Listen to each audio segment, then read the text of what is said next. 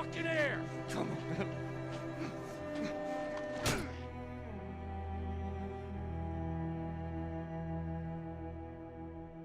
The Last of Us by Naughty Dog is clearly a masterpiece. They've hit the home run once again. This game is a third-person action survival game and is significantly better than the rest of the games in the market and has proven that Naughty Dog is the best developer.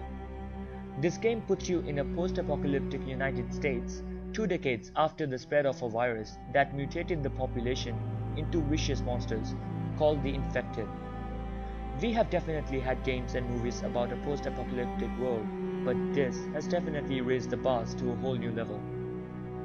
It's the story of the protagonist called Joel, who lost his daughter during the outbreak of a viral infection and has been fighting to survive ever since. The US military starts eradicating some of the threat, and people have to survive under harsh living conditions in a world with very little worth living for. Joel is a black marketeer who does smuggling jobs for whoever pays best. What was supposed to be a normal drop-off turns into a job where he has to smuggle a 14-year-old girl named Ellie to a resistance group called the Fireflies outside the quarantine zones. From then onwards, the primary objective of the game is to keep Ellie safe, as she's the only human immune to the infection and is hopefully the cure for the rest. This relationship starts with barely tolerating each other to loving each other. Joel and Ellie's conversations throughout the gameplay show you their evolving relationship. Although Ellie has killed to survive too, Joel constantly has blood on his hands as a product of surviving in this upside down world for 20 long years. Poor bastard. The gameplay is mind-blowing, and the best part is the variety you get. The developers have been really creative with this game. Based on the principle of fight or flight, you have to survive the wrath of fellow humans and monsters alike. It can be the military and other people killing anyone for food and supplies, or the less infected called runners and their blind, hyper-infected counterparts called the clickers. Different paths you choose have different consequences. The human enemies react to what you do, whereas the infected are just violent frenzy monsters, which makes the gameplay all the more interesting as you have to use different strategies at different times. The different fights are unique in many ways, so there is no such thing as a set strategy you can follow all the time. You are provided with new items and weapons as you go, and ammunition is scarce, which calls for the use of stealth where possible instead of a head-on attack. Also, you collect supplies and craft materials out of them, but it all happens in real time, which means you better be away from enemies or safely hidden somewhere if you're trying to craft medicines or applying them.